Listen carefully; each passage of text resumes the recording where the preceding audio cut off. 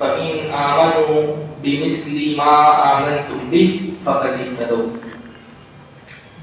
سب سے پہلے ہر طرح کی حمد اور ثنا، تعریف اور توصیف اللہ رب العزت کی ہدایت اور اتباع ہے، جو ہمارا خالق ہے، مالک ہے، جس نے ہم کو اسلام جیسی عظیم نعمت سے نوازا ہے۔ اللہ کا بہت بڑا احسان ہے کہ اللہ نے ہم کو مسلمان بنایا ہے، کیونکہ اسلام ہی دنیا کا واحد دین ہے جو اللہ تعالیٰ کے یہاں قابل قبول ہے، ویلڈ ہے۔ جس بندے کے پاس اسلام نہیں، نہ وہ دنیا میں کامیاب ہو سکتا ہے، نہ آخرت میں اس کو نجات ملے گی، ہے نا؟ یہ ہم سب کا عقیدہ ہے۔ اللہ کے یہاں ویلڈ دین صرف اسلام ہے۔ جنت میں جانے کا صرف ایک راستہ ہے، اور اس راستے کا نام کیا ہے؟ اسلام۔ اسلام کے علاوہ جنت میں جانے کا کوئی راستہ نہیں ہے ہر انسان کے لیے۔ حضرت آدم کی جو آخری اولاد اس دنیا میں پیدا ہوگی، اس کو اگر جنت جانا ہے تو اسلامی کے راستے پہ چلنا پڑے گا۔ وَمَن يَبْتَغِ غَيْرَ الْإِسْلَامِ دِينًا فَلَن يُقْبَلَ مِنْهُ، جو اسلام کو چھوڑ کے کوئی اور دین تلاش کرے گا، اللہ اس کے دین کو قبول نہیں کرے گا۔ وَهُوَ فِي الْآخِرَةِ لَمِنَ الْخَاسِرِينَ، اور آخرت میں وہ خسارہ اٹھانے والوں میں ہوگا۔ بندے سے صرف اسلامی اللہ قبول فرمائے گا۔ اللہ نبی کی زندگی میں بھی کامیاب وہ ہوں گے جو مسلمان تھے، اور قیامت کے قریب بھی کامیاب کون ہوں گے؟ جو اسلام پر چلے گا۔ تو کیونکہ اللہ تعالیٰ نے قیامت تک آنے والے ہر فرد کی، ہر انسان کی دنیا میں کامیابی اور آخرت میں نجات اسلام ہی میں رکھی ہے، تو اللہ تعالیٰ نے قیامت تک اس دین کو محفوظ کرنے کا بھی انتظام کیا ہے۔ بھائی اگر دین محفوظ نہیں رہے گا تو اس دین کو اختیار کیسے کریں گے لوگ؟ تو کیونکہ قیامت تک اللہ تعالیٰ کا زمین پر واحد دین اسلامی ہے، تو اللہ تعالیٰ نے ایسے انتظامات بھی کر دیے ہیں کہ قیامت تک یہ دین محفوظ رہے، سیکیور رہے، کوئی اس میں ملاوٹ نہ کر سکے، اس کے جو سورسز ہیں وہ محفوظ رہیں۔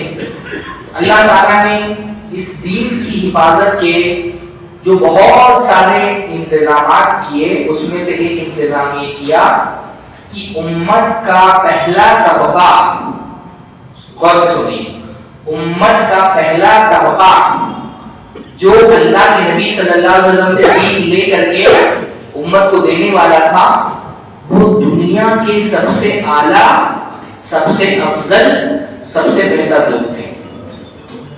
کون سا طبقہ؟ امت کا پہلا طبقہ۔ کون ہے امت کا پہلا طبقہ؟ اللہ کے نبی کے صحابہ، ہے نا؟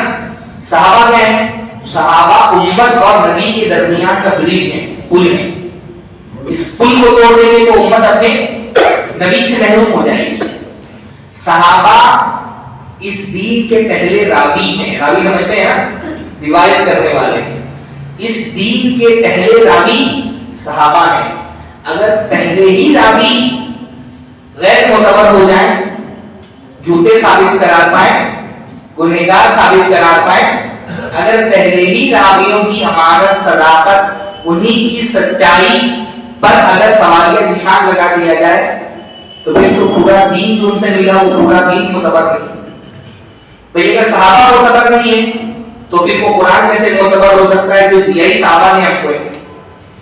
وہ حدیثیں کیسے معتبر ہو سکتی ہیں جو صحابہ نے دی ہیں جب صحابہ ہی معتبر نہیں ہے؟ تو صحابہ کی سچائی، صحابہ کی امانت داری، ان کی ایمانداری، ان کی صداقت پر پورے دین کی صداقت ٹکی ہوئی ہے۔ ان کو اگر دین سے ہٹا دیں گے تو پورا دین ہوا میں ہو جائے گا، ہے نا؟ بھائی یہ قرآن جو کو ملا وہ کہاں سے ملا؟ قرآن اللہ کے نبی پہ نازل ہوا، اللہ کے نبی صلی اللہ علیہ وسلم پر وقفے وقفے سے قرآن نازل ہوا۔ اس قرآن کو محفوظ کس نے کیا؟ صحابہ نے پہلے اپنے سینوں میں محفوظ کیا۔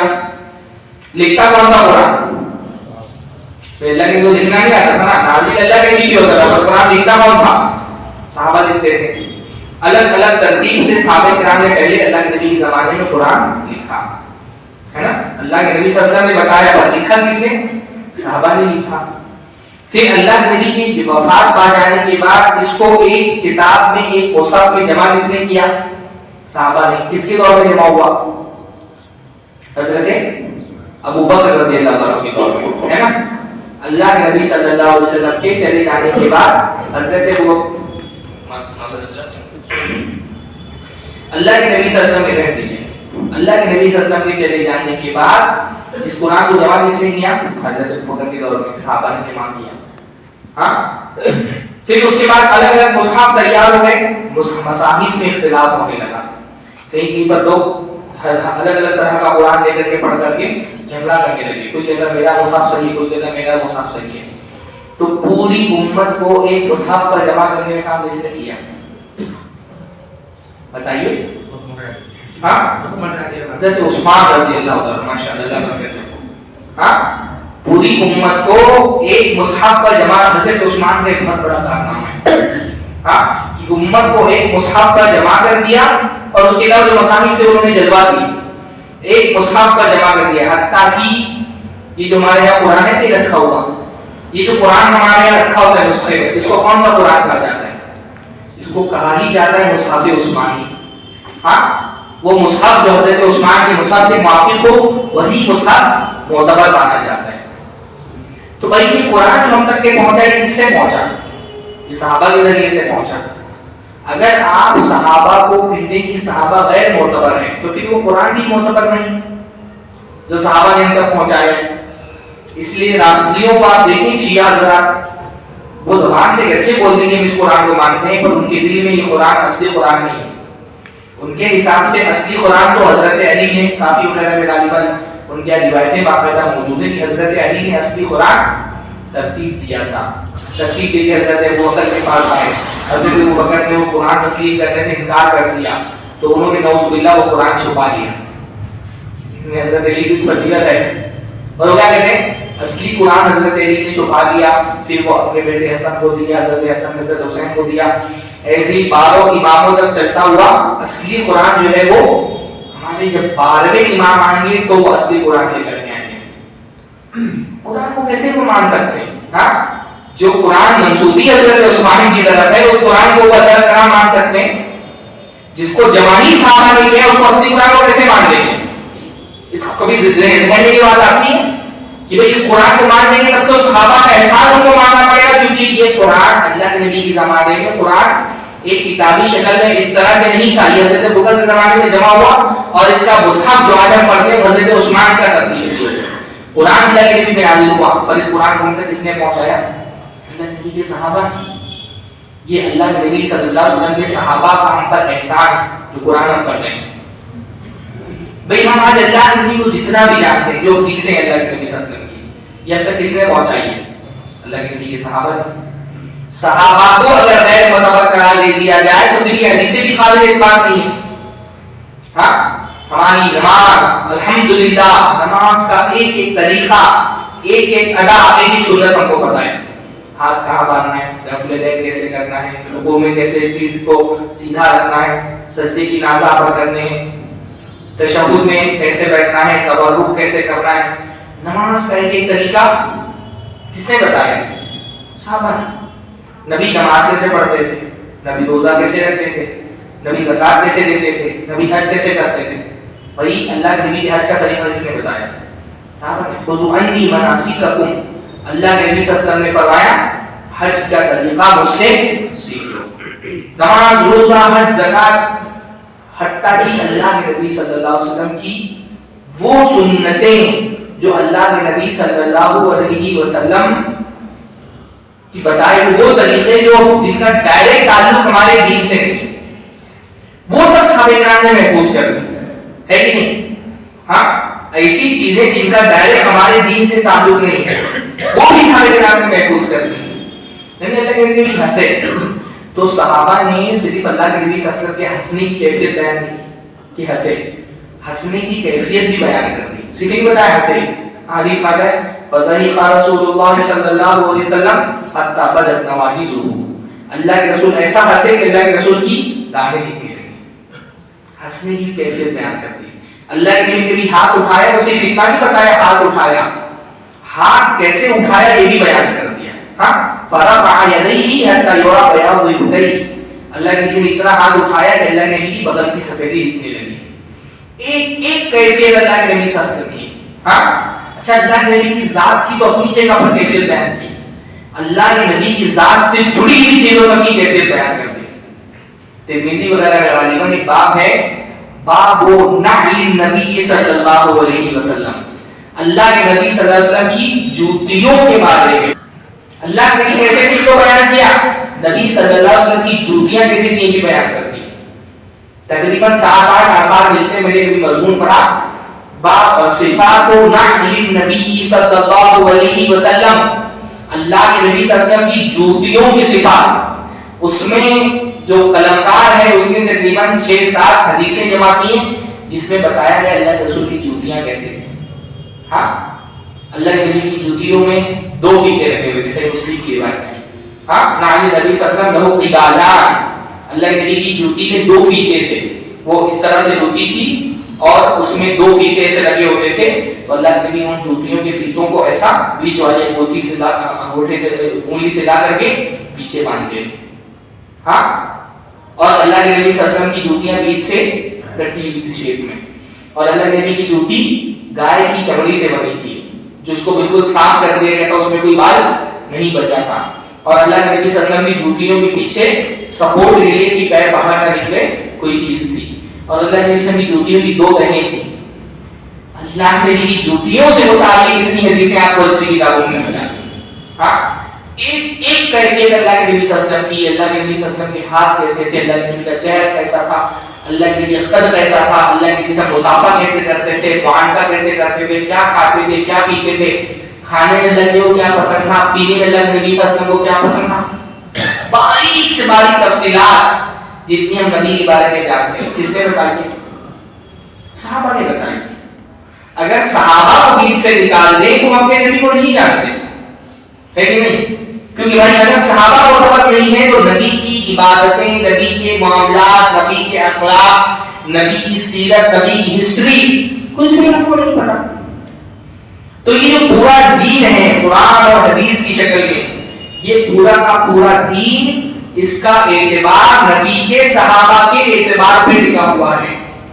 صحابہ معتبر ہے تو یہ دین معتبر ہے، صحابہ ہی معتبر نہیں، انہی کے اعتبار پہ اگر سوالیہ نشان لگا دیا جائے، انہی کو اگر نامعتبر قرار دے دیا جائے تو یہ پورا دین نامعتبر ہے. اگر صحابہ سچے نہیں تھے تو یہ دین بھی سچا نہیں ہے. تو یہ عام لوگ نہیں تھے.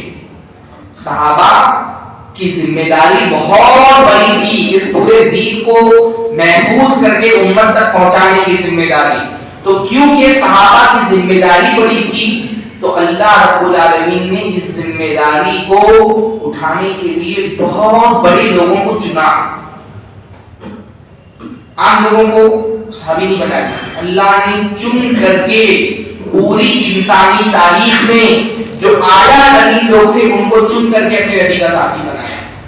ہاں اللہ کے نبی صلی اللہ علیہ وسلم نے فرمایا ان اللہ اختارنی واختار لی اصحابی، اللہ نے مجھے چن لیا ہے رسول بنانے کے لیے، واختار لی اصحابی، اور میرے لیے میرے صحابہ کو چن لیا ہے. صحابہ اتفاق نہیں تھے، اتفاق تھے. سمجھے؟ صحابہ اتفاق نہیں تھے، اللہ تعالیٰ کا انتخاب تھے. اللہ تعالیٰ نے پورے انسانی ذخیرے میں چن چن کر کے جو سب سے اعلیٰ ترین لوگ تھے ان کو چوز کیا ہے، منتخب کر کے اپنے نبی کا ساتھی بنایا. اللہ نے فرماتے ہیں وَاخْتَارَ لِي أَصْحَابِي، اللہ نے میرے لیے میرے صحابہ کو چنا. ہاں ایک حدیث حضرت عبداللہ بن مسعود کی کہ اللہ تعالیٰ نے بندوں کے دلوں کو دیکھا، سب سے اعلیٰ دل اللہ کے رسول صلی اللہ علیہ وسلم کے صحابہ کا تھا تو آپ کو اپنا نبی بنا دیا.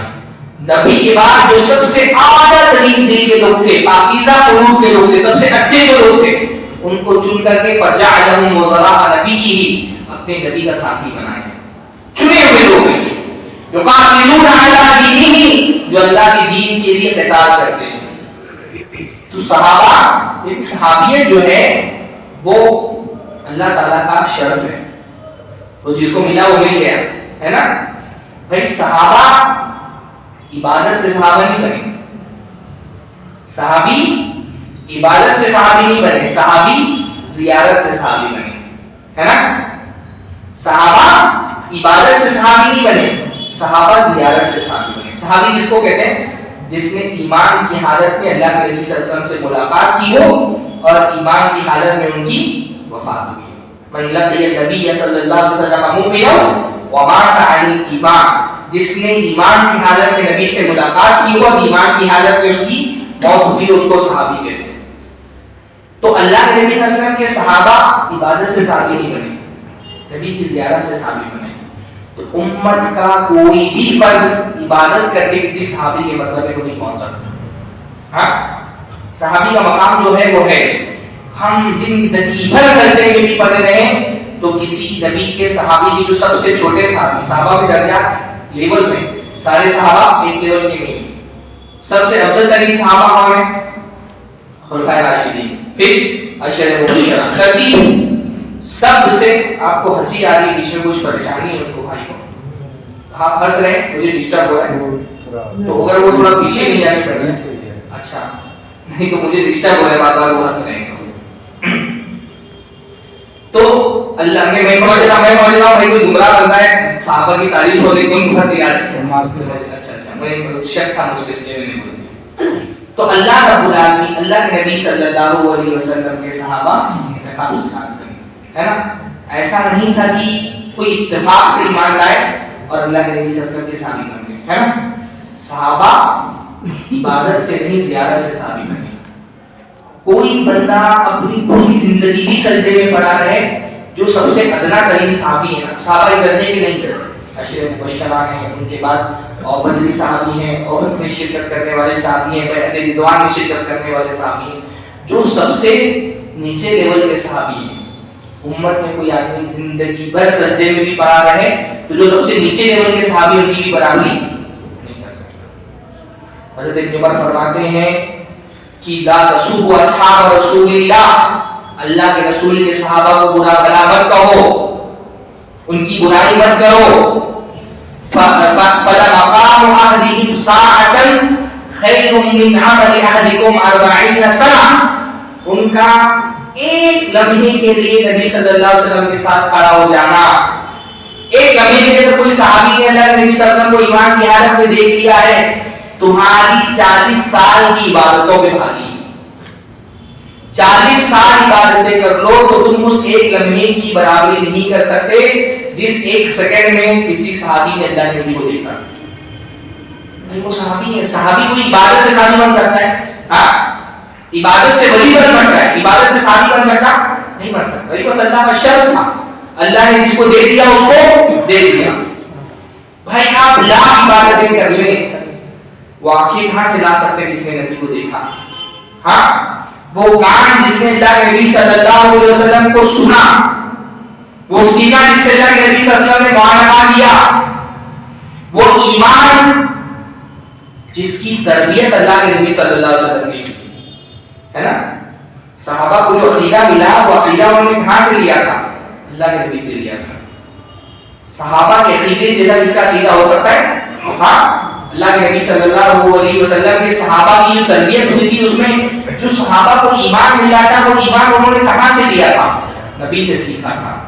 حضرت عبداللہ بن جندب کہتے ہیں کہ تعلمنا الایمان ثم تعلمنا القرآن فازددنا ایمانا, ہم نے اللہ کے نبی سے پہلے ایمان سیکھا پھر قرآن سیکھا, جب قرآن سیکھا تو ہمارا ایمان اور بڑھ گیا.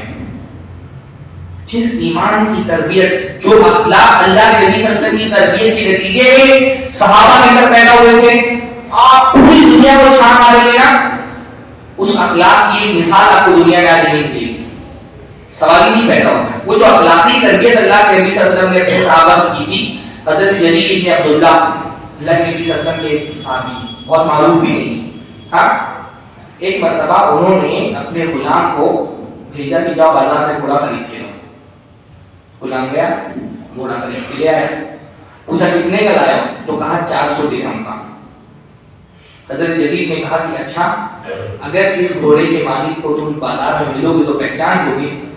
تو کہا پہچان لوں گا. کہا فوراً جاؤ جس سے یہ گھوڑا خریدا ہے اس کو بلا کے لاؤ میرے پاس. گئے, بلا کر کے لائے. حضرت جریر بن عبداللہ نے پوچھا گھوڑا کتنے کا بیچا ہے؟ تو انہوں نے کہا 400 درہم کا. تو کہا نہیں, 400 درہم تو اس کی بہت کم قیمت ہے. ہاں, تمہارا گھوڑا بہت نفیس ہے, اس کی قیمت تو اور زیادہ ہونی چاہیے. مالک نے کہا لیکن میں 400 درہم پہ مطمئن ہوں, مجھے اور زیادہ نہیں چاہیے. کہا نہیں, تم غلط بیچ رہے ہو. ہاں, سستا بیچ دیا تم نے گھوڑا. غلام سے کہا اس کو 400 درہم اور دو. ہاں, کہ کو 400 درہم اور دو, سستے میں بیچ دیا اسے. 400 درہم دیے, مالک خوش ہو کے جانے لگا. غلام ٹینشن میں جانے لگا تو واپس بلایا. کہا مجھے ابھی بھی اطمینان نہیں ہو رہا, یہ گھوڑا اتنا اچھا ہے, 800 درہم اس کی بہت کم قیمت ہے. غلام سے کہا 400 درہم اور دے دو. ہاں, 3 گنا قیمت دی اس کو, 1200 درہم دیا. وہ خوشی خوشی لوٹ گیا, غلام ٹینشن میں. ہاں, جب وہ چلا گیا تو غلام نے کہا یہ آپ نے کیا کیا؟ میں 400 درہم میں بھاؤ کرا کے لایا تھا, آپ نے 3 گنا قیمت ادا کر دی. تو حضرت جریر نے فرمایا انہ لیس بجنون, مجھے کوئی پاگل پن نہیں ہے. ہماری مارکیٹ میں تو کوئی ایسا جو ہم بولے پاگل ہو گیا ہے. ہاں, کہا انہ لیس بجنون, مجھے کوئی پاگل پن نہیں ہے. لیکن میں نے اللہ کے رسول صلی اللہ علیہ وسلم کے ہاتھ پر بیعت کی تھی اللہ نصح کل مسلم, کہ میں ہر مسلمان کے ساتھ خیرخواہی کروں گا. اس کے ساتھ خیرخواہی یہ تھی کہ اس کو اس کے گھوڑے کی صحیح قیمت دی جائے. تو میں نے جو اپنے نبی سے وعدہ کیا تھا میں نے اس کو وعدہ پورا نبھایا, کوئی پاگل نہیں. آپ اس حدیث کی روشنی جدید بھی لگتا ہے کوئی مشہور صحابہ میں بھی نہیں ہے. آپ اس حدیث کی روشنی میں اپنی پوری زندگی میں آپ جتنے لوگوں سے ملے ہیں سب کو چھان دیجئے. کوئی ایک آدمی آپ کو ملتا ہے اسے اخلاق کا؟ ہاں, کوئی ایک آدمی سے اخلاق کا ملا ہے کبھی آپ کو زندگی میں؟ 3 گنا کی قیمت. ہمارے یہاں تو مجبور آدمی ہو جائے نا, اس کے قریبی اس کی مجبوری کا فائدہ اٹھانے میں لگ جاتے ہیں. ہمارے یہاں کوئی مجبور, ہمارے ممبئی میں ایک مرتبہ باڑھ آ گئی بہت تیز عید الاضحیٰ کے موقع پہ. تو جو بیچارے بکرا لینے کے بیچنے کے لیے آئے تو ان کے بکرے ڈوب رہے تھے. تو لوگ 50-50 ہزار کے بکرے 10-10 ہزار میں خرید لائے کہ نقصان ہو رہا ہے لوگوں کا, ڈرے ہوئے لوگ اس مجبوری کا فائدہ اٹھا. یہاں کیا ہو رہا ہے, 3 گنا قیمت دے رہے ہیں, 3 گنا قیمت. صحابہ کی اخلاق جیسا کسی کے اخلاق, ان کی ایمان جیسا کسی کا ایمان نہیں, ان کی عبادتوں جیسا کسی کی عبادت بھی نہیں. کوئی ان کی برابری نہیں کر سکتا امت میں. بھائی آپ صحابہ کی فضیلت پہ قرآن کی بہت ساری ہیں, اللہ کے نبی بہت ساری حدیث ہیں. میں کوئی قرآن کی آیت اگر ناوی کے صحابہ کی فضیلت پر نہیں سناؤں, کوئی حدیث اللہ کے نبی صلی اللہ علیہ وسلم کی نہیں سناؤں.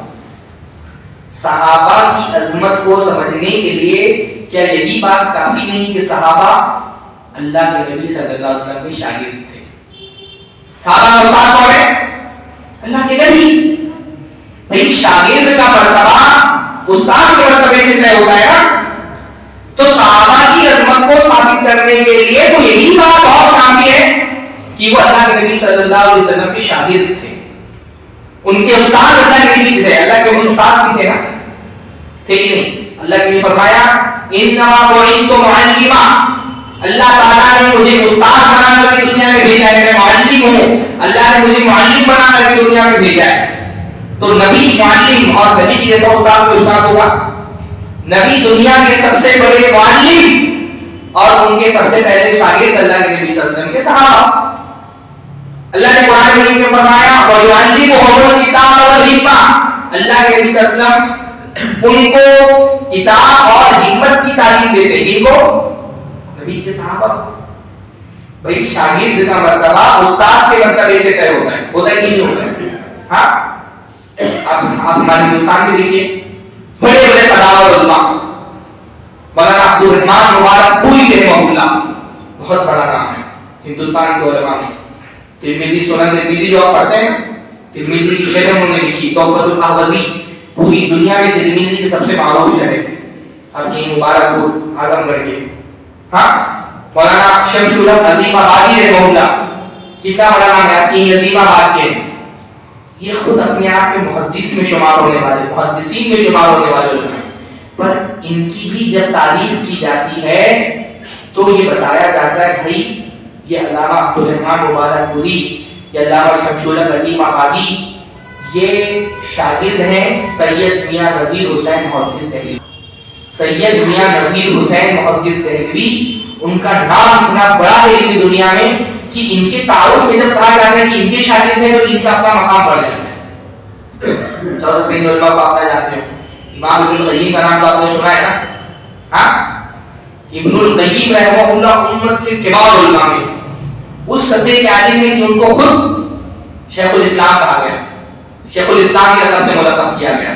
ہاں, ہر فن میں ان کی عظیم ترین کتابیں موجود ہیں, ایک دم علم کے پہاڑ ہیں.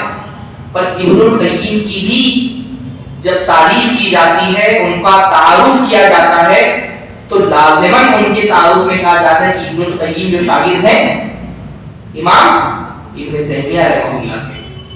یعنی امام ابن تیمیہ کا مقام اتنا بلند ہے علمی دنیا میں کہ ابن القیم جیسی شخصیت کی بھی تعریف میں ان کے تعارف میں جب یہ لگا دیا جاتا ہے کہ ان کے استاد امام ابن تیمیہ ہیں, تو ابن القیم کا بھی مقام بڑھ جاتا ہے, ان کے تعارف میں بھی چار چار لگ جاتے ہیں. تو بھائی نبی صلی اللہ علیہ وسلم کے صحابہ کے تعارف میں یہی بات کیا کافی ہے کہ نبی کے صحابہ جن کا استاد کون ہے, اللہ کے نبی خود.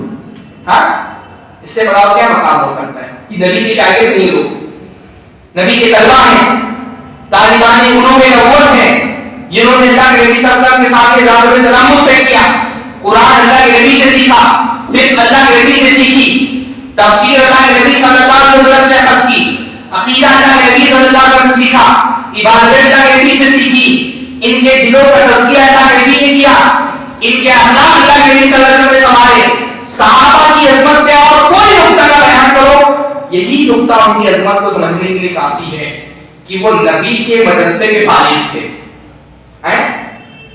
بھائی مدرسے جتنا بڑا مدرسہ ہوتا ہے فارغ کے مدرسہ اتنا ہی بڑا ہوتا ہے, نہیں ہوتا ہے. ہاں بھائی, ہماری دور میں ہو سکتا ہے آپ کو دینی علوم کا ترجمہ نہ ہو, پر کسی آدمی کے بارے میں آپ سنتے ہیں کہ آکسفورڈ سے پڑھا ہوا ہے, تو ایک حیبت اس کی تعلیم نہیں ہوتی ہے. ہاں, ہاروارڈ یونیورسٹی سے اس نے فراغت حاصل کی ہے, تو بھئی اس کا مقام بڑھ جاتا ہے. مشیگن سے پڑھا ہوا ہے, یو ایس اے کی کسی بڑی یونیورسٹی سے پڑھ کر کے آیا ہے, یا انڈیا میں رہتے ہوئے اس نے ممبئی سے آئی ٹی کی ہے, اس کا مقام بڑھ جاتا ہے. یہ ممبئی آئی ٹی سے پڑھا ہوا ہے, ہاں خڑگپور آئی ٹی سے پڑھا ہوا, مقام بڑھ جاتا ہے اس کا.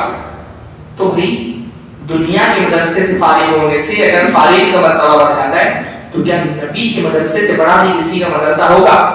ہاں, جس مدرسے کے استاد اللہ کے نبی, نصاب اللہ تعالیٰ کی آیتیں, اور شاگرد کون ہیں؟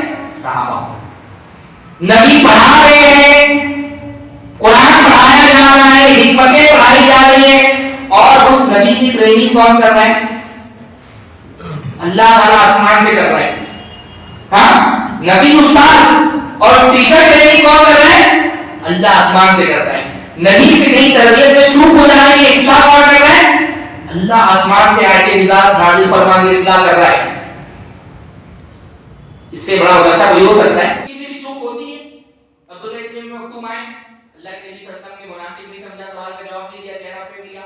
قرآن میں اللہ نے آیت نازل فرما دی, نبی کی اصلاح کر رہا ہے اللہ تعالیٰ. اب صبر اللہ ان جاءه الاعمى وما يدريك لعله يزكى. نبی نے چہرہ پھیر لیا, اعراض کیا کیونکہ ایک اندھا آدمی آیا تھا. استاد کی ٹریننگ کہاں سے ہو رہی ہے؟ ڈائریکٹ آسمان سے ہو رہی ہے. صحابہ کے مقام کو اس امت میں کوئی نہیں پہنچ سکتا. ہاں, صحابہ کے مقام کو اس امت میں کوئی نہیں پہنچ سکتا. عقیدہ ہو, حدیث ہو, تفسیر ہو, فقہ ہو, نہ علم میں, عبادت میں صحابہ کی برابری کوئی نہیں کر سکتا. عبادتوں میں ان کی کیا برابری کریں گے بھائی؟ اللہ کے نبی نے فرمایا میرے صحابہ کو برا بھلا مت کہو, انہوں نے ایک بت جو بھی اللہ کے راستے میں دے دیا ہے, تم بہت پہاڑ کے برابر سونا خرچ کر کی برابری کو نہیں پہنچ سکتے. کیا کرنا ہے, کیا برابری کر پائیں گے ہم؟ تو ان کی عبادتوں جیسی عبادت ویسے بھی نہیں کر پائیں گے, اور اگر انہوں نے کم عبادت بھی کی ہوتی تو ہم زندگی بھر لگا کر کے اس کا مقابلہ نہیں کر سکتے. کون صحابہ کے اعمال کے برابر عمل کر پائے گا؟ ان کی دینداری کو کون میچ کر پائے گا؟ صحابہ کا مقام بہت بلند ہے. کوئی ان کی امت میں کوئی بھی صحابی کی برابری موازنہ ہی نہیں ہو سکتا ہے. صحابی جو ہے وہ صحابی ہے, غیر صحابی جو غیر صحابی ہے. صحابی اور غیر صحابی درمیان کمپیئر نہیں کیا جا سکتا, موازنہ ہی نہیں کیا جا سکتا ہے. صحابی غیر صحابی میں کمپیئر کرنا ہی غلط ہے. کسی نے امام احمد ابن حنبل سے پوچھا کہ یہ بتائیے حضرت امیر معاویہ رضی اللہ تعالی عنہ زیادہ افضل ہے یا عمر ابن عبد العزیز رحمہ اللہ زیادہ افضل ہے؟ حضرت امیر معاویہ اللہ کے نبی کے جلیل القدر صحابی اور حضرت عمر ابن عبد العزیز ایک جلیل القدر خلیفہ. حضرت امیر معاویہ کا اپنا مقام ہے، صحابیت کا مقام. حضرت عمر ابن عبد العزیز خلیفہ ہیں، خلیفہ راشد ہیں، علم میں، تقوی میں، دینداری میں، زہد میں بڑا ان کا مقام ہے، بڑی ان کی فضیلت ہے. تو کسی نے پوچھ لیا ہے عمر ابن حنبل سے کہ امیر معاویہ زیادہ افضل ہیں یا عمر ابن عبد العزیز زیادہ افضل ہیں؟ عمر ابن عبد العزیز اپنے سارے شرف اور فضیلت کے باوجود ہیں تابعی، صحابی نہیں.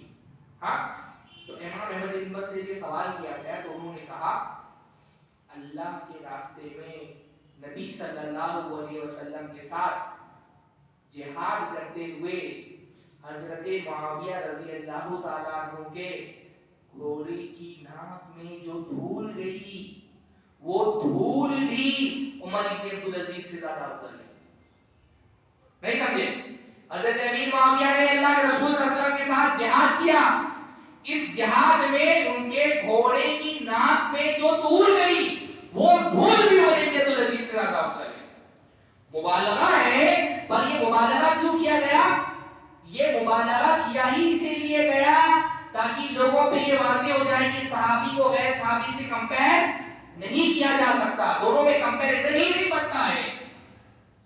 ہاں، آج کی چھوکرے صحیح سے بھی مونچھ نہیں نکلی ہے، بٹھا دو بولو ایک صفحہ قرآن پڑھ کر کے دکھاؤ، ایک صفحہ قرآن صحیح سے نہیں پڑھ سکتا ہے. حضرت امیر معاویہ پہ سوال کان دراز کر رہا ہے. ہاں، اتنی اس کی ہمت ہو گئی ہے جس کو ابھی استنجا صحیح سے نہیں کرنا آتا، استنجا کے آداب نہیں پتا، ابھی اس کو بٹھاؤ اور اس سے کہو ترجمہ بتاؤ تحیات للہ والصلوات و طیباتوں کا نہیں بتا پائے گا. وہ حضرت امیر معاویہ پہ ایسے بات کر رہے جیسے ان کا پڑوسی. ہاں، اتنی ہمت، اتنی جرأت. عظیم ترین محدثین صحابہ کے بارے میں کوئی بات آتی تھی کانپ جاتے تھے، قلم میں لکھا جاتی تھی کہ کہیں کوئی لفظ ان کی شان کے خلاف نہ نکل جائے.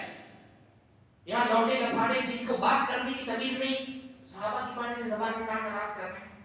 ہاں، صحابہ کا غیر صحابی سے کوئی کمپیریزن ہی نہیں بنتا. بات ختم.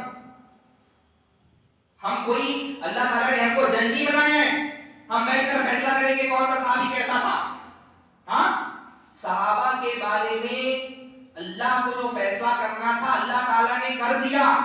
اللہ کا فیصلہ آ جانے کے بعد اب ہم کو حق نہیں پہنچتا کہ نہیں، اللہ کا فیصلہ آنے کے بعد ہم الگ سے تاریخ پڑھیں گے اور فیصلہ کریں گے کہ صحابہ کیسے تھے. نہیں بھائی، صحابہ کی امانت و صداقت پر قرآن و سنت نے بہت لگا دی.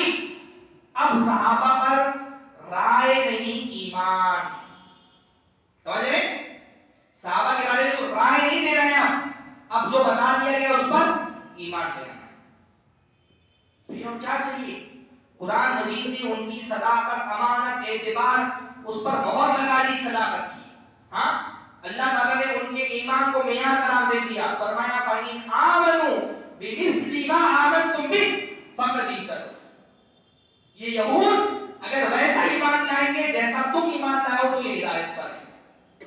ہاں، منافقین سے کہا گیا آمنوا کما آمن الناس، ویسا ایمان لاؤ جیسا لوگ ایمان لائے. کون لوگ ہیں؟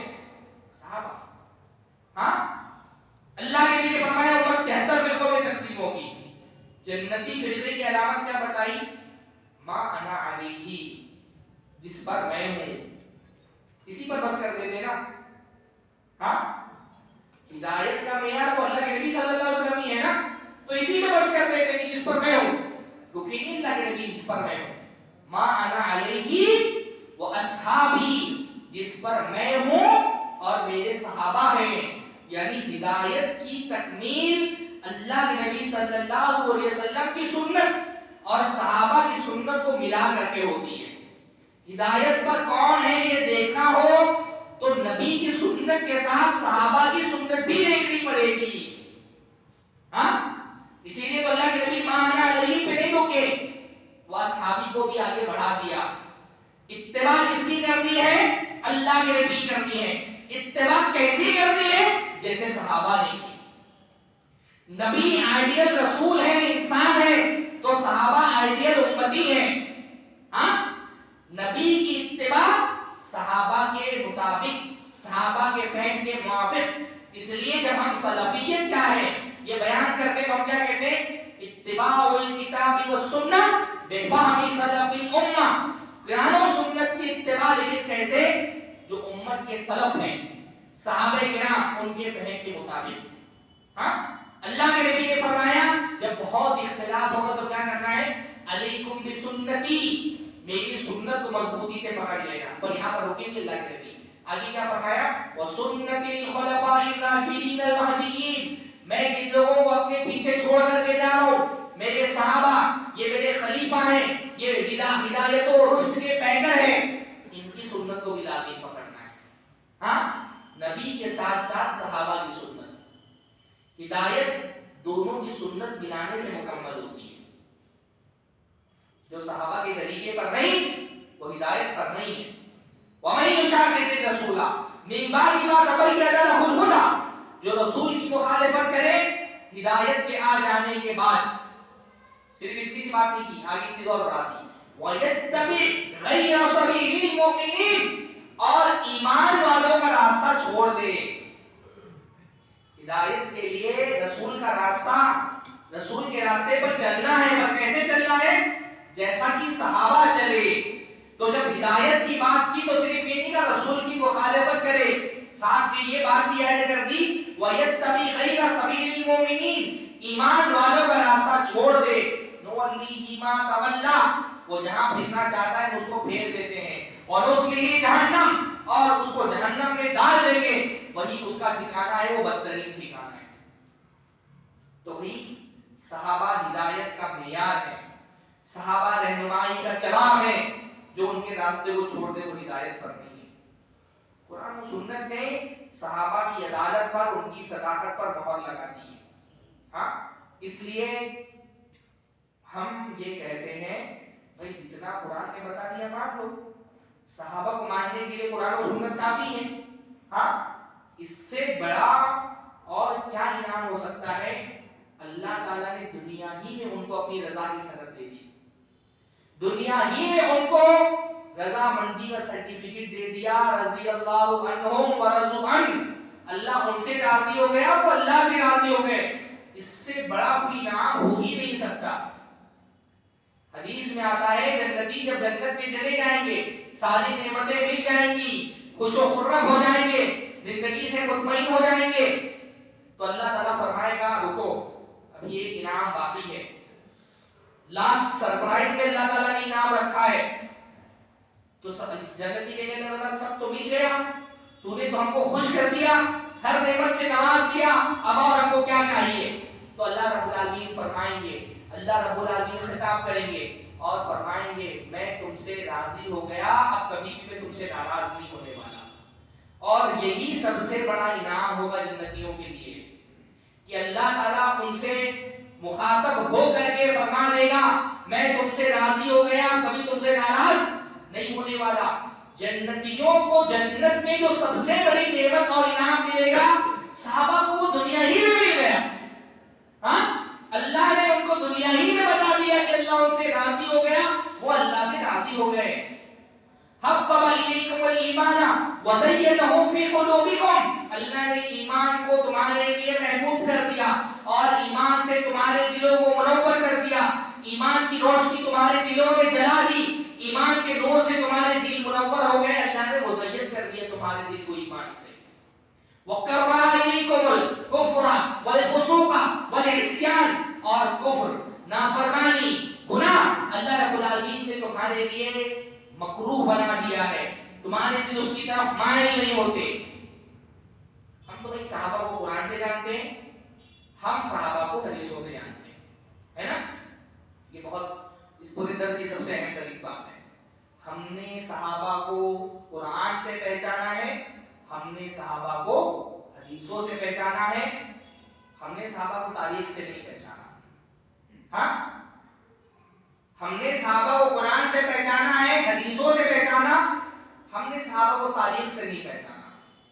جب قرآن و سنت نے ان کی عدالت اور صداقت پر مہر لگا دی تو کیا میرے لیے جائز ہے کہ نہیں؟ ابھی تو میں صحابہ کی عدالت اور امانت اور صداقت کو نہیں مانوں گا, ابھی میں قرآن و سنت میرے لیے کافی نہیں ہے, میں ابھی تاریخ کی کتاب اٹھاؤں گا. ہاں تاریخ کی کتاب اٹھاؤں گا, تاریخ پر بیان کرنے والے گمراہ مفکروں کو پڑھوں گا, گمراہ یوٹیوبرز کو سنوں گا, اور ان کو سننے کے بعد اینالائز کروں گا.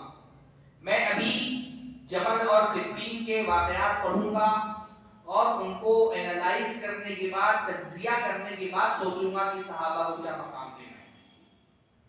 اس سے بڑی کوئی جہالت ہو سکتی ہے؟ ہاں جب صحابہ کی عدالت و صداقت پر اللہ تعالیٰ نے مہر لگا دیا, پھر میں کون ہوتا ہوں؟ اللہ رب العالمین کی رضا کی سند ان کو مل گئی, اللہ رب العالمین نے ان کے بارے میں ان کی صداقت و کمال کی گواہی دے دی. اب میں کون ہوتا ہوں کہ میں اللہ تعالیٰ کا فیصلہ آنے کے بعد الگ سے اپنی رائے دوں گا؟ مجھے کیا پہنچتا ہے کہ میں پہلے ہسٹری جا کر کے پڑھوں گا؟ بھائی قرآن و سنت کے بیانات اللہ اور اس کے رسول کی گواہی میرے لیے کافی نہیں ہے. ابھی تو میں ہسٹری پڑھوں گا, ابھی میں تاریخ پڑھوں گا, اور تاریخ کی کتابوں سے نکال کر کے مواد, اس کے بعد صحابہ کرام کے بارے میں کوئی فیصلہ کروں گا. کیسے بڑی گمراہی ہو سکتی ہے؟ تو چھوڑ دو. ہاں یہ ہمارے نوجوان جن کو بھی بات کرنے کی تمیز نہیں, ایک صفحہ قرآن صحیح سے پڑھنا نہیں آتا, جبل سے فی جبل سے فی جبل سے فی, حضرت علی, معاویہ, طلحہ, زبیر, حضرت عائشہ, اللہ اکبر. ہاں بڑے بڑے ہمارے محدثین, ان کے قلم کانپ جاتے تھے. ایسے محدثین ہیں جب مشاجرات والی, صحابہ کی جنگوں والی حدیثیں سامنے آتی تھی نا, کان میں انگلی ڈال دیتے تھے کہ ان کو نہیں سننا ہے.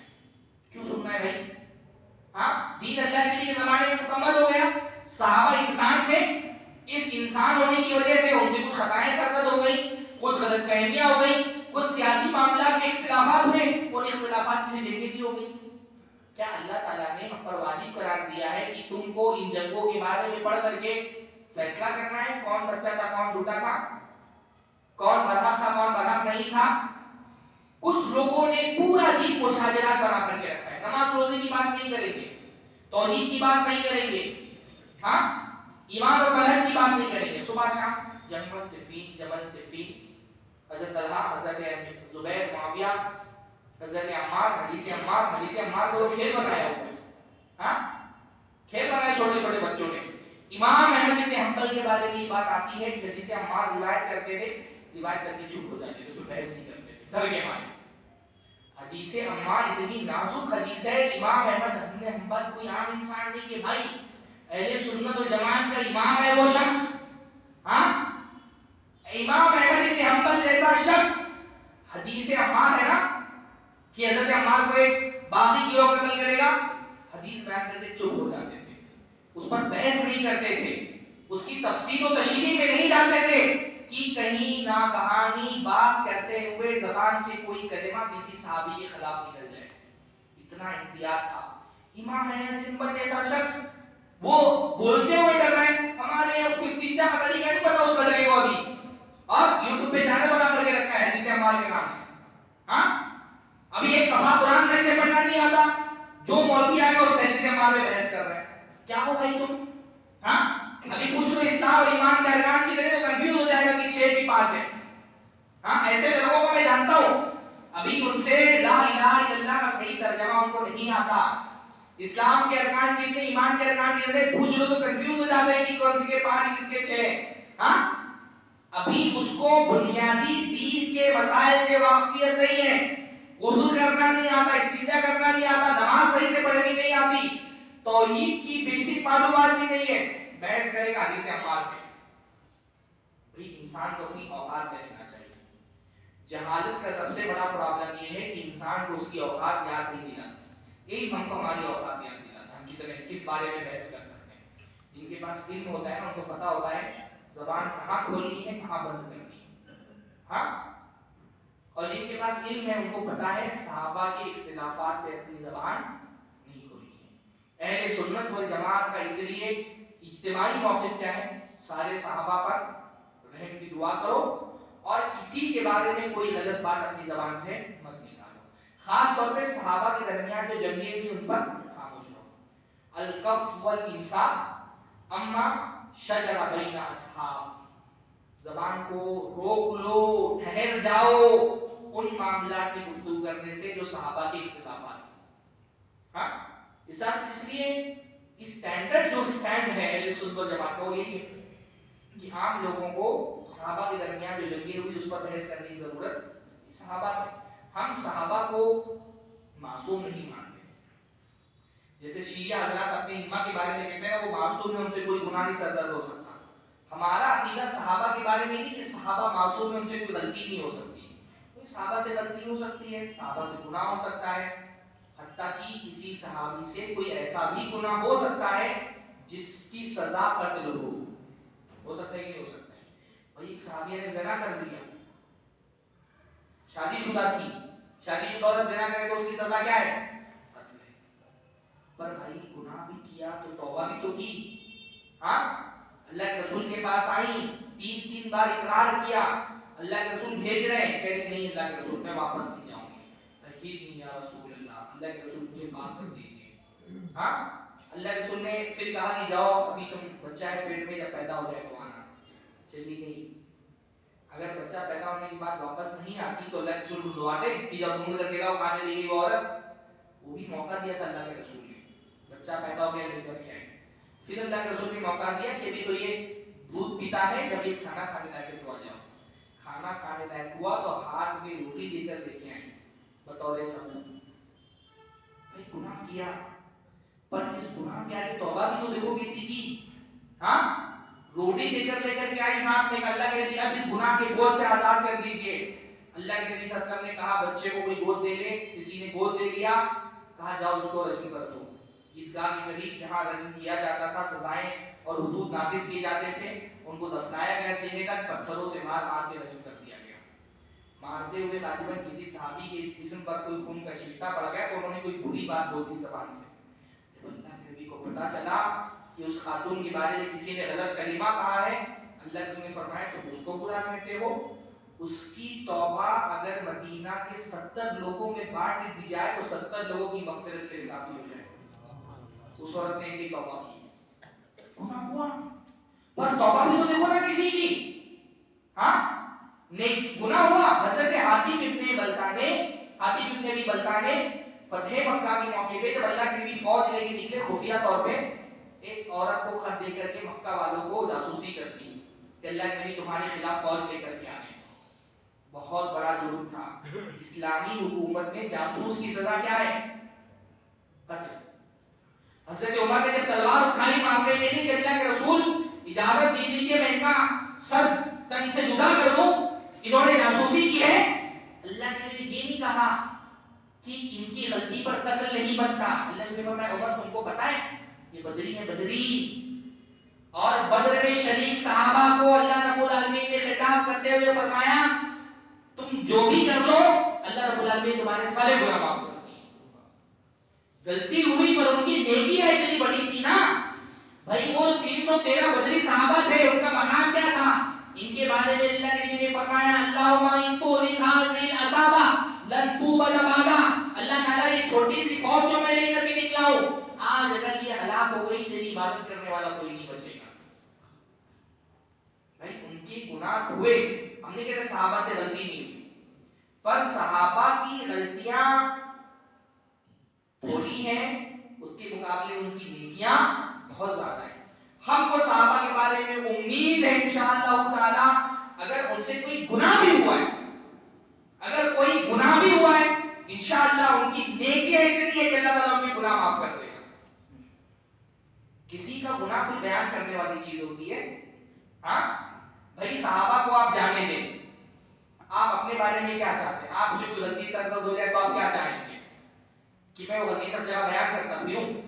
کسی مسلمان سے کوئی گناہ ہو جائے تو اللہ نے ہم کو کیا حکم دیا ہے؟ اس پر پردہ ڈالو نا۔ کسی عام مسلمان کا بھی کوئی گناہ بغیر کسی شرعی مصلحت کے بیان نہیں کرنا چاہیے۔ تو یہ جو ایک طبقہ پیدا ہو گیا ہے یوٹیوبرز کا، ڈھونڈ ڈھونڈ کر کے صحابہ کی غلطی لا کر کے بیان کرنے کا، اور ہماری جاہل عوام بولی کہ ارے اب تک تو علماء نے ہم کو بتائی نہیں تھی ساری حدیثیں، ہاں تو بھائی علماء کیوں بتائیں گے؟ صحابہ کی غلطیاں بیان کرنے سے کیا فائدہ امت کو ملے گا؟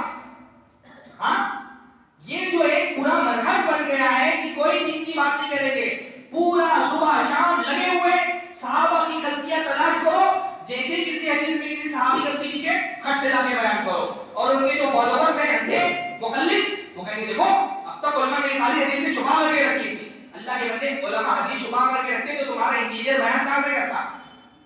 ہاں یہ روایت کن لوگوں نے کیا؟ اس کو تو ترجمہ بھی نہیں کرنا آتا ہے، ترجمہ بھی کسی عالم نہیں کیا وہ جو بنا کر کے بیان کر رہا ہے۔ پر ہر بات ہر جگہ بیان کرنے کی نہیں ہوتی، اور یہ کوئی بہت اچھی بات نہیں ہے کہ چن چن بھائی اس سے کیا فائدہ ہوگا؟ یعنی کسی بھی کوئی اعلیٰ ترین شخصیت ہو اس کی ساری نیکیاں چھوڑ کر کے چن چن کر کے اگر آپ صرف اس کے گناہ بیان کریں گے تو اس کے بارے میں عام تاثر کیا جائے گا کہ بہت برا آدمی تھا۔ صحابہ کو برا ثابت کرنا نبی صلی اللہ علیہ وسلم پر تان ہے۔ یہ جو گن گن کر کے صحابہ کی غلطیاں بیان کرتے ہیں ان کا مقصد صحابہ کو گرانا نہیں ہے، نبی کی توہین کرنا ہے نا؟ امام ابو زرع نے کہا کہ یہ وہ لوگ ہیں جو صحابہ کی غلطیاں بیان کرتے ہیں جان بوجھ کر کے ان پر طعن و تشنیع کے تیر برساتے ہیں، یہ وہ لوگ ہیں جو اصل میں اللہ کے نبی صلی اللہ علیہ وسلم کو برا کہنا چاہتے تھے۔ فلم يمكنهم ذلك، لیکن ان کے لیے یہ ممکن نہیں تھا کہ امت میں رہتے ہوئے اللہ کے نبی کی برائی کرنے لگے، تو انہوں نے صحابہ کی برائی کرنا شروع کیا، تاکہ جب صحابہ کو برا ثابت کر دیں گے آخر میں نتیجہ کیا نکلے گا؟ لوگ کہیں گے رجل سوء لو کان صالحا لکان اصحابہ صالحین، کہ یہ ان کا ساتھی جو تھا نبی نعوذ باللہ وہ برا آدمی تھا، اگر وہ اچھا ہوتا تو اس کے ساتھی بھی اچھے ہوتے۔ تو صحابہ پہ تان اصل میں اللہ کے نبی صلی اللہ علیہ وسلم پہ تان ہے، صحابہ دروازہ ہے۔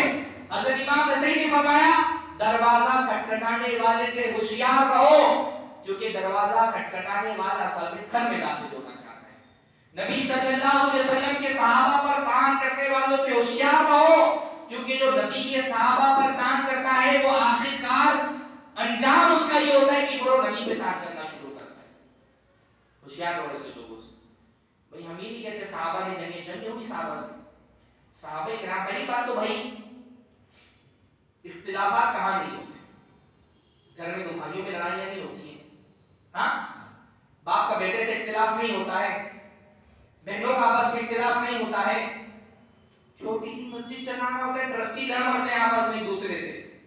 کتنی مسجدوں میں کیسز جا کر کے مسجد کے ٹرسٹی جا کر کے پولیس اسٹیشن پہ بیٹھے ہوتے ہیں، ایک ایک شہر میں 10 جمعیتیں کام کر رہی ہوتی ہیں، سب کا آپس میں سر پھٹول چل رہا ہوتا ہے، کہاں اختلاف نہیں ہوتا؟ تنظیموں میں اختلاف نہیں ہوتا، مدرسوں میں اختلاف نہیں ہوتا، جماعتوں میں اختلاف نہیں ہوتا، خاندانوں میں اختلاف نہیں ہوتا، ملکی سیاست میں کبھی اختلافات ہوتے ہیں؟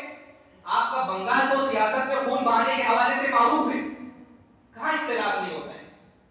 تو بھائی اختلاف تو اللہ تعالیٰ نے انسان کی فطرت میں رکھا ہے، صحابہ بھی انسان تھے، اختلافات ہوئے، بلکہ ان کے اختلافات کو دیکھیں گے تو آپ کو یہ دکھائی دے گا اور طبقوں کے مقابلے میں صحابہ کی ذمہ داری بہت بڑی تھی بھائی، پوری امت کی قیادت کرنی تھی، علمی قیادت کرنی تھی، عملی قیادت کرنی تھی، سیاسی قیادت کرنی تھی، پوری امت کو ساتھ میں لے کر کے چلنا تھا، امت کو آگے بڑھانے کا پلان بنانا تھا۔ اتنی بڑی امت کو چلانے میں اگر کچھ ایک مسائل میں صحابہ کا اختلاف ہو بھی گیا تو یہ کون سی بہت بڑی بات ہے؟ فطری چیز ہے، اختلاف ہونا فطری چیز ہے۔ اور صحابہ کا جو اختلاف تھا وہ اختلاف الحمدللہ دنیا کی غرض سے نہیں تھا، ہاں انہوں نے دنیا کے لیے، دنیا تو ان کو چاہیے ہی نہیں تھی بھائی، وہ ایسی طبیعت کے لوگ تھے دنیا سے بیزار، دنیا کی لالچ، دنیا کی تمنا، دنیا کی آرزوؤں سے وہ بہت اوپر اٹھ چکے تھے۔ نبی صلی اللہ علیہ وسلم نے صحابہ کی تربیت کی تھی نا وہ آخرت کے متوالے تھے۔ یہ طلحہ، حضرت زبیر، ہاں جو جنگی جبل میں حضرت ابی معاویہ کی طرف تھے، بھائی یہ وہ لوگ تھے ان کے پاس خلافت پیش کی گئی۔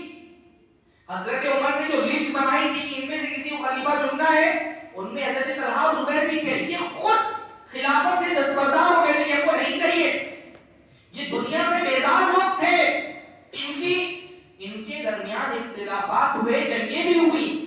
ان کی جنگوں کا مقصد دنیا طلبی نہیں تھا. امام ابن خلدون نے فرمایا کہ لم یکونوا فی محاربتہم لغرض دنیوی، انہوں نے جو جنگیں کی یہ دنیا کی چاہت میں نہیں کی، ہاں، ولا لاستشعار حقد، اور انہوں نے کوئی نفرت کے جذبے سے ایک دوسرے سے جنگیں نہیں کی. صحابہ کے بارے میں یہ بات تو خود قرآن کہتا ہے نا، رحماء بینہم، ہاں، رحماء بینہم، صحابہ آپس میں ایک دوسرے سے محبت کرنے والے، ایک دوسرے سے رحمت کرنے والے، ایک دوسرے پر شفیق ہیں. تو صحابہ کی جنگیں بغض اور نفرت کی وجہ سے نہیں تھی، ہے نا. کوئی ان جنگوں سے خوش نہیں تھا. حضرت امیر معاویہ حضرت علی میں جنگ ہو گئی پر دونوں ایک دوسرے سے نفرت نہیں کرتے تھے. حضرت علی کی وفات ہوئی، جب حضرت امیر معاویہ کو پتا چلا تو رونے لگے. تو ان کی بیوی نے کہا آپ نے ان سے جنگ کی تھی، اب ان کی وفات پہ آپ رو رہے ہیں. تو انہوں نے کہا لوگوں کو پتا نہیں ما فقد الناس من العلم والفضل والفقه، کہ لوگوں نے کتنے بڑے عالم فاضل فقیہ کو کھو دیا ہے. دوسرے سے محبت کرتے تھے، دوسرے کا احترام کرتے تھے. حضرت طلحہ رضی اللہ تعالیٰ عنہ کی جب لاش کو دیکھا حضرت علی نے بے سہارا رو پڑے. اپنے بیٹے حضرت حسن سے کہا میرے بیٹے مجھے پتا نہیں تھا صورتحال یہ بن جائے گی، اگر مجھے پتا ہوتا تو میں 20 سال پہلے میں چاہتا ہوں ود ابوکا لو ماتا قبل 20 سنہ، تمہارا باپ چاہتا ہے کاش میں 20 سال پہلے ہی مر گیا ہوتا. ہاں، حضرت زبیر کا سر جب قلم کر کے حضرت علی کے پاس لایا گیا، حضرت علی غصہ ہو گئے، کہا بشر قاتل ابن صفیہ بالنار، کہ جو وہ بشر قاتل ابن صفیہ بالنار، صفیہ کے بیٹے کا قتل کرنے والے کو جہنم کی خوشخبری سنا دو. کوئی خوش نہیں تھا. جو صحابہ کے درمیان جنگیں ہوئی، یہ جنگیں پہلی بات تو صحابہ کی جنگیں کوئی دینی اختلاف کی وجہ سے نہیں تھی. دین سب کا ایک تھا، سب موحد تھے، سب متبع سنت تھے. دین منہج اصول دین میں ان کے درمیان کوئی اختلاف نہیں تھا. کوئی صحابی کسی دوسرے صحابی کو کافر نہیں سمجھتا تھا، کوئی صحابی کسی دوسرے صحابی کو بدعتی نہیں سمجھتا تھا. ان کے جو اختلافات تھے وہ دینی منہجی اصولی نہیں تھے، سیاسی تھے. نفرت کی وجہ سے نہیں تھے، غلط فہمیوں کی وجہ سے تھے. ان کی جنگیں ویسی نہیں تھی جیسے مسلمان کافروں سے جنگیں لڑتے تھے، ہے نا. صحابہ کی جنگیں ویسی نہیں تھی جیسے مسلمان کافروں سے جنگ لڑتے تھے تو غلام بناتے تھے، لونڈیاں بناتے تھے، مال غنیمت لیتے تھے. لیکن کسی صحابی نے کسی دوسرے صحابی کو غلام نہیں بنایا، کسی کو لونڈی نہیں بنایا گیا، کسی کا مال غنیمت نہیں لوٹا گیا. جن لوگوں نے وفات پائی دونوں طرف کے لوگوں نے جنازے کی نماز پڑھی، دونوں طرف کے لوگ شہید ہیں، دونوں طرف کے لوگ انشاءاللہ جنت میں جائیں گے. اجتہاد کیا، کسی صحابی کا اجتہاد صحیح تھا، کسی کا غلط تھا. جس کا صحیح تھا اس کو 2 اجر ملے گا، جس کا غلط تھا کوئی اجر ملے گا. صحابہ ہر حال میں اجری کے مستحق ہیں انشاءاللہ. ہاں، یا تو 1 اجر ملے گا اگر غلط اجتہاد تھا، صحیح تھا تو 2 اجر ملے گا انشاءاللہ تعالی. اچھا، سب سے بڑی بات یہ ہے کہ بڑی تعداد میں صحابہ ان جنگوں میں شریک ہی نہیں ہوئے. بہت بڑی یہ غلط فہمی لوگوں کے دماغ میں کیا ڈالی جاتی ہے. وہ ہمارے یہاں جو جاہل بیٹھا ہوا سرحد پر وہ بولتا ہے بڑے جذباتی انداز میں، ہاں، وہ بولتے ہیں کہ اچھا بتاؤ اگر تم اللہ کے نبی کے صحابہ کے دور میں ہوتے تو حضرت امیر معاویہ کا ساتھ دیتے یا حضرت علی کا ساتھ دیتے. جذباتی انداز میں کوئی بھی پوچھے گا تو بلا شبہ حضرت علی کا مقام و مرتبہ حضرت امیر معاویہ سے بہت زیادہ بلند ہے. وہ خلیفہ راشد ہیں، اللہ کے رسول صلی اللہ علیہ وسلم کے داماد ہیں، حضرت فاطمہ کے شوہر ہیں، حضرت حسن و حسین کے والد ہیں، ان کی قربانیاں ہیں، بالکل آغاز میں اسلام قبول کرنے والوں میں سے ہیں، السابقون الاولون میں سے ہیں، ہر مرحلے میں اللہ کے نبی کا ساتھ دیا ہے. تبوک کے علاوہ تقریباً بڑی ساری جنگوں میں حضرت علی شریک ہوئے ہیں. بڑا اونچا مقام ہے. تو کوئی اگر جذباتی انداز میں پوچھا جائے کہ کس کا ساتھ دو گے، حضرت علی کا یا حضرت معاویہ کا، تو عام آدمی جو ان تفصیلات کو نہیں جانتا ہے وہ تو یہی بولے گا کہ حضرت علی کا ساتھ دیا، حضرت علی کا ساتھ دیں گے. لیکن اس میں سب سے بڑا جھول یہ ہے نا کہ جب ان جنگوں کا پس منظر بیان کیا جاتا ہے تو اس بات کو گول کر دیا جاتا ہے، بیان ہی نہیں کیا جاتا کہ صحابہ 2 جماعتوں میں تقسیم نہیں تھے. جب جنگیں ہونے لگی صحابہ کے درمیان میں تو صحابہ 2 نہیں 3 جماعتوں میں تقسیم ہو گئے. یہ میں نہیں کرتا ہوں. صحابہ 2 نہیں 3 جماعتوں میں تقسیم ہوئے تھے. ایک جماعت حضرت علی کے ساتھ تھی, ایک جماعت حضرت معاویہ کے ساتھ تھی, اور تیسری کس کے ساتھ تھی؟